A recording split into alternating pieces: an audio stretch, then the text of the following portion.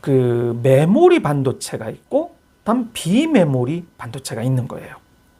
자, 그러면 그 메모리와 비메모리의 차이는 뭐냐면요. 우리나라에서는 비메모리라고 하는데 원래 용어는요. 메모리와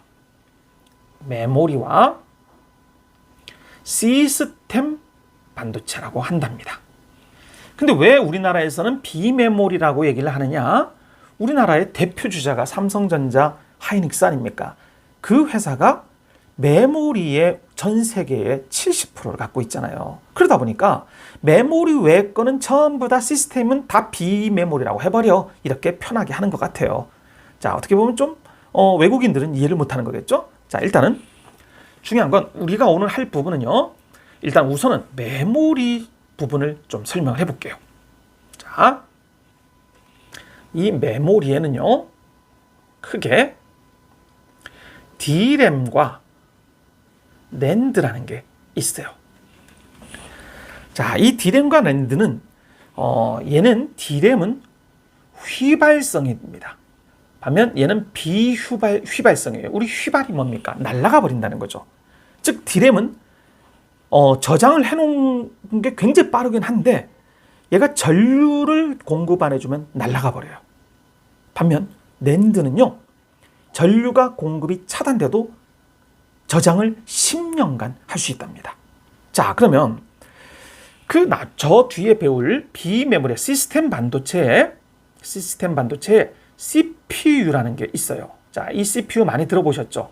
컴퓨터에서 가장 중요한 부분이잖아요. 자, 그러면 요게 쉽게 제가 설명을 한번 드려볼게요. 자, 제가 요리사예요. 오늘 된장찌개를 끓이고 싶습니다.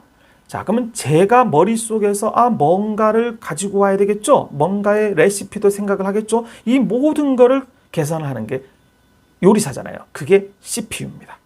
자, 그런데 그 CPU를 제가 뭔가 만들려다 보니까 뭐가 필요합니까? 뭐 고추장도 필요하고 된장도 필요하고 뭐 양파, 두부, 뭐 야채 이런 것도 필요하겠죠. 자, 그러면 생각해 보세요. 제가 쉽게 두부나 뭐 고기 같은 건 어디서 끊어옵니까?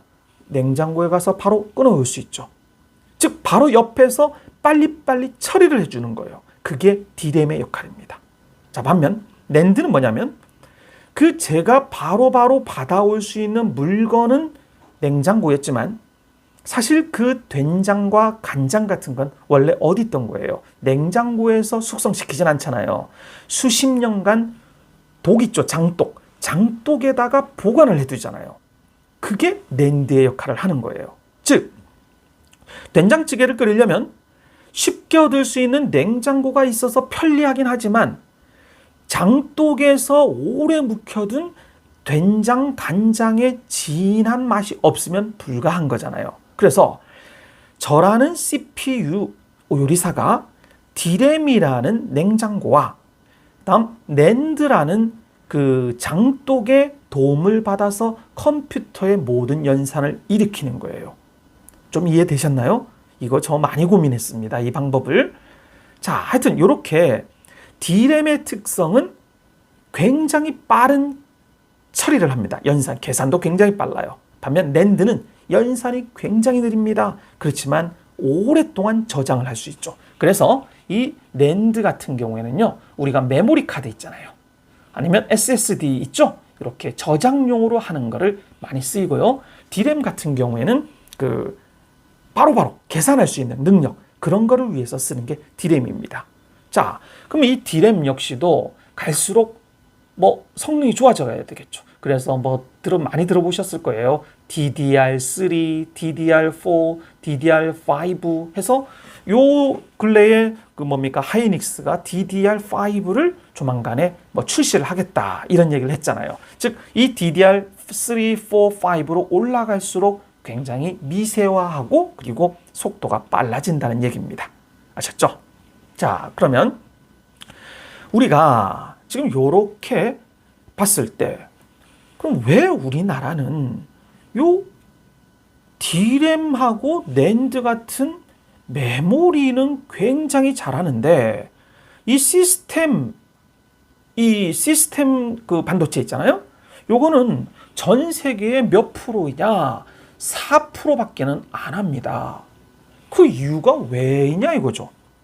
자, 그 이유는 예전에 우리나라가 80년대, 87년인가 하여튼 그때 시작을 했을 거예요, 아마. 이 80년대에 삼성이 그 반도체를 하겠다니까요. 전 세계가 비웃었답니다. 특히 미국, 일본 같은 경우는요. 말도 마라, 야야. 네 아무나 반도체 하는 거냐? 절대 불가능해 이랬다는 거죠. 그리고 우리나라 기업들 역시도 전부 다 비웃었답니다. 자, 그거를 해낸 거죠. 자, 그런데 그때 당시에 삼성이 어떤 생각을 했냐면 메모리와 비메모리의 제일 큰 차이가 뭐냐면요. 그 메모리는 다른 게 필요 없고요. 설계는 굉장히 단순하답니다. 설계는 단순한데 만드는 과정이 굉장한 미세화 과정이 필요하다는 거예요. 자, 그리고 이 메모리 반도체는요. 한마디로 규격이 딱 정해져 있어요. 정해져 있다 보니까 그러니까 우리의 음식 중에서 쌀의 역할을 합니다. 자, 쌀이 뭡니까? 항상 쌀은 우리가 언제나 보관하고 있잖아요. 아무것도 없어서 밥만 해갖고 김치에 물에 말아도 먹는 거잖아요. 그래서 이 메모리 반도체는 항상 만들어 놓고 그리고 나서 업계에다가 조금씩 다 파는 거예요. 당연히 업체들도 그걸 갖고 있으면서 필요할 때마다 자기네가 쓰는 거겠죠. 자, 다음 반면 이 시스템 반도체 같은 경우에는요. 필요할 때마다 즉 나 컴퓨터를 할 거야. 그러면 컴퓨터에 들어가는 뭐가 있습니까? CPU가 있겠죠. 자, 반면 컴퓨터에 있는 그 메인 CPU 말고 말이야. 난 그래픽을 조금 이쁘게 하고 싶어. 그래서 만들어내는 게 GPU라는 게 있고요. 다음, 그거 말고 있잖아. 나는 그 스마트폰용을 하나 만들고 싶어. 그 스마트폰에 들어가는 게 AP가 있습니다. 자, 그리고 그 카메라 센서 같은 거 있죠? 센서에 들어가는 그 센서는 또 뭐가 있느냐? CIS라는 게 있고요. 그리고 차세대 그 인공지능 있죠? 인공지능을 이용한 그 시스템 반도체가 NPU라는 게 있어요. 자, 이름은 어렵지만 어느 정도는 여러분들이 알아둬야 뉴스에서 아니면 어디 뭐 3프로 같은 데를 들을 때도요. 굉장히 이해가 된답니다. 자, 그러면 제가 얘기를 해볼게요. 자, 우리나라가 왜 메모리를 받아들였느냐, 시작을 했느냐? 자, 우리나라는 이 설계를 하는 능력이 굉장히 떨어집니다. 이유는요, 반도체를 전공으로 한 사람들이 거의 없다는 거예요. 지금 현재도 우리나라는 1년에 뭐 50명 이 정도밖에 없답니다. 반면 미국은 10,000명이 넘어가고요. 중국 역시도 5,000명 이상이 넘어간답니다. 그래서 작년에서야 우리나라 국가도 지금 부랴부랴 막 반도체 인력을 키우겠다 이렇게 얘기를 하고 있는데 정말 큰 문제긴 합니다, 이게. 자, 그래서 우리나라에는 뭘 잘합니까? 굉장히 미세화하는 작업은 잘하잖아요. 그래서 야, 우리 이거 정말 자신 있어. 미세화는. 게다가 이 디램과 이런 낸드 같은 메모리는 대량 생산을 해야 되잖아요. 그러면 땅덩어리가 넓은 그 공장을 해야 될 거 아닙니까? 그럼 공장을 하려면 땅값이 싸야 되겠죠.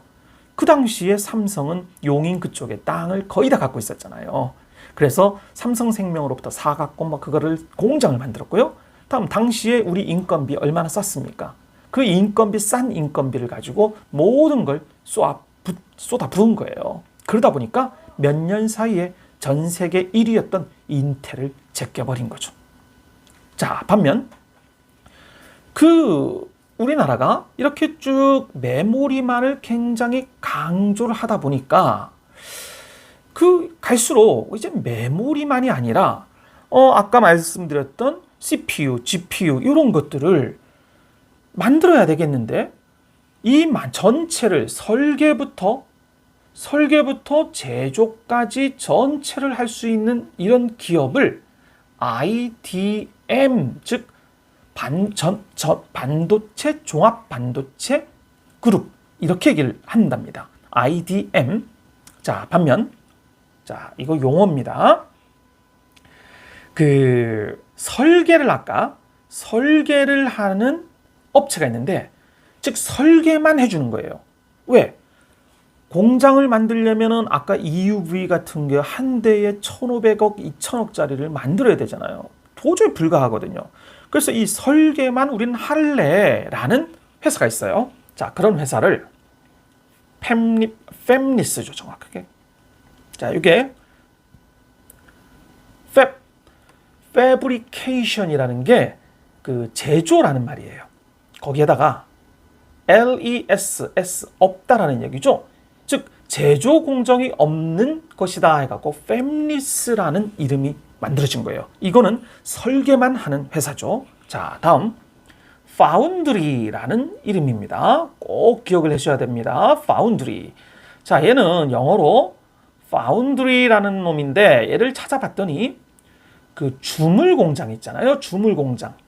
우리 칼 만들 때 그 거푸집에다가 쇠 녹여갖고 하는 그런 주물 공장 이름이 파운드리래요. 즉 이 주물 공장이라는 이름을 반도체 제조하는 그 기업이다 해서 팹리스와 파운드리라는 크게 두 가지로 나눠지는 거예요. 여기에다가 아까 종합반도체 기업인 IDM이라는 용어까지도 기억을 해주시면 되겠죠? 자, 그렇다면 이 전 세계의 종합반도체 그룹은요, 이 IDM 같은 경우에는 몇 군데 없어요. 첫 번째, 삼성전자가 있죠. 그리고 인텔이 있습니다. 자, 다음 이 팹리스 업체는 원래는 AMD 같은 뭐 몇 개 회사들만 있었는데, 자, 문제는 이 팹리스 같은 경우에는 메모리가 아니라 전부 다 시스템 반도체잖아요. 그럼 시스템 반도체 하면 딱 떠오르면 뭐를 떠올립니까? 예, 일단은 퀄컴에 아까 CPU가 있었죠? CPU의 최강자가 퀄컴이었잖아요. 자, 다음 인텔. 아까 인텔에 있는 우리 옛날 인텔 인사이드 해갖고 그 CPU하고 이런 걸 막 만들어냈었잖아요. 다음 요즘 뜬 애플 있죠. 애플. 다음 또 뭐 있습니까? 그 페이스북, 아마존. 자, 우리가 알고 있는 그 굵직굵직한 이 회사들이, 야, 우리는 공장은 없으니까 안 만들게. 대신 충분히 설계는 할 수 있어. 그래서 내가 설계를 해줄 테니까 우리 설계도대로 물건만 만들어줄 수 있는 파운드리를 하나 만들어 해서 그 파운드리의 대명사가 대만에 있는 TSMC인 거예요. 자, 이 TSMC의 그 회장이요, 창립자가 원래는 그 다른 반도체 회사에 있다가 생각해 본 거예요. 아, 분명히 반도체는 올라갈 것 같은데, 수요가 굉장히 많을 것 같은데, 전부 다 이젠 설계는 잘할 것 같아. 그런데 공장만 우리가 만들어서 이것들을 다 받아주면은 돈이 되지 않을까? 특히 내 고향 대만은 땅도 싸고, 그리고 고실력의 그 인력들도 많으니까 거기서 하나 만들자 해갖고 대만에 가서 툭 만든 거죠. 자, 처음으로 이 파운드리라는 공장을 만들어낸 게 이 TSMC입니다.